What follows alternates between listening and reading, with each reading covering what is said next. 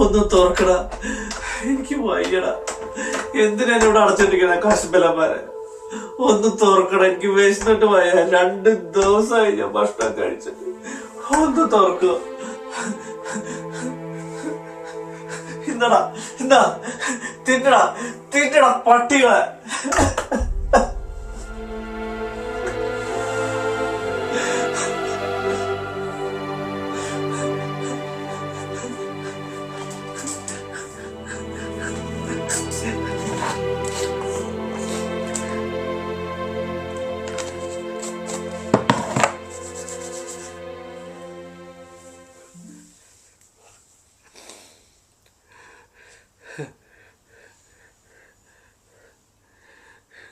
കുറച്ച് കഴിയുമ്പോ അവര് വരും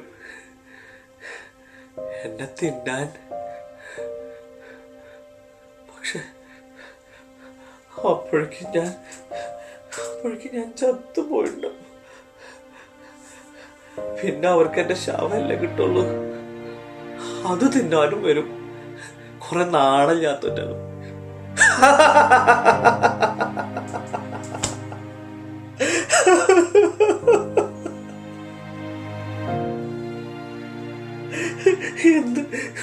എന്ത് ജന്മാണ് എന്റേത്.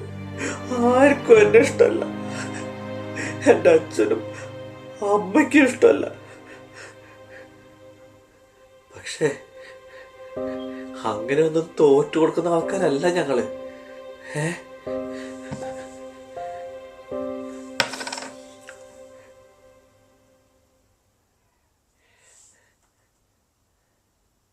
പുരാണങ്ങളിലും ഞങ്ങളുണ്ട്. പണ്ട് രാമൻ വനവാസത്തിന് പോയപ്പോ ആ പ്രദേശത്ത് ഞങ്ങളുണ്ടായിരുന്നു. മഹായുദ്ധങ്ങളില് യോദ്ധന്മാരെ തോൽപ്പിക്കാനായിട്ട് ഞങ്ങളെയാണ് മുന്നിൽ നിർത്തിയിരുന്നത്. ജീവൻ പോകുമെന്ന് ഉറപ്പുണ്ടായിട്ട് പോലും ഞങ്ങൾ പതറിയിട്ടില്ല. പിന്നെയാണോ ഈ മഹാമാരി?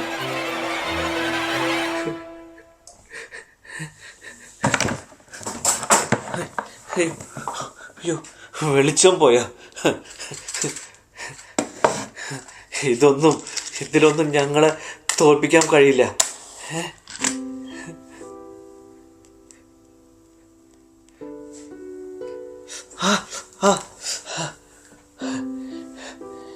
ഇതിൽ കൂടുതൽ വേദനയൊക്കെ ഞാൻ അനുഭവിച്ചിട്ടുണ്ട്. എൻ്റെ ചെറുപ്പകാലത്ത് എനിക്ക് എൻ്റെ ചേച്ചിമാരുടെ പാവാടിടാനും ഉടുപ്പിടാനൊക്കെ ഭയങ്കര ഇഷ്ടമായിരുന്നു. ഞാൻ അവരുടെ പൊട്ടൊക്കെ എടുത്തതേ ഇങ്ങനെ തൊടും, അവരെ വളയിടും. പക്ഷെ എൻ്റെ അച്ഛനും അമ്മയ്ക്കും എൻ്റെ അമ്മാവന്മാർക്കും ആർക്കും അത് ഇഷ്ടമല്ലായിരുന്നു. ഒരു ദിവസം എൻ്റെ അമ്മ ഒരു ചട്ടകം ചൂടാക്കി കൊണ്ടുവന്ന് എൻ്റെ ഈ തൊടയിൽ വെച്ചു.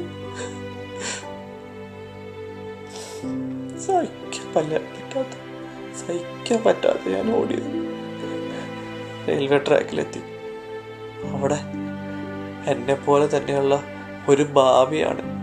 ആ ഭാവിയാണ് എന്നെ രക്ഷിച്ചത്. അവരാണ് എനിക്ക് ഈ ജീവിതം തന്നത്.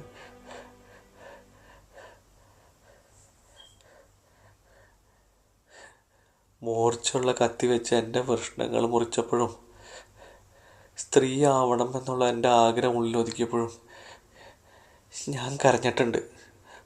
പക്ഷെ ഞാൻ പതറിയിട്ടില്ല. ഞാൻ അതിജീവിക്കും. കൊറോണ രോഗത്തിന്റെ പശ്ചാത്തലത്തിൽ വീടുകളിൽ അകപ്പെട്ട് കഴിയുന്നവർ അറിയുന്നതിനായി സർക്കാരിന്റെ അറിയിപ്പ്. സൗജന്യ റേഷൻ വിതരണം ഇന്ന് മുതൽ ആരംഭിക്കുന്നു. ഇതുകൂടാതെ മുഖ്യമന്ത്രിയുടെ ദുരിതാശ്വാസ ഫണ്ട് ഉപയോഗിച്ച് 1000 രൂപയുടെ പലവ്യഞ്ജന കിറ്റ് എല്ലാവർക്കും സൗജന്യമായി വിതരണം ചെയ്യുന്നു. കടയിൽ വന്നു വാങ്ങാൻ കഴിയാത്തവർക്കായി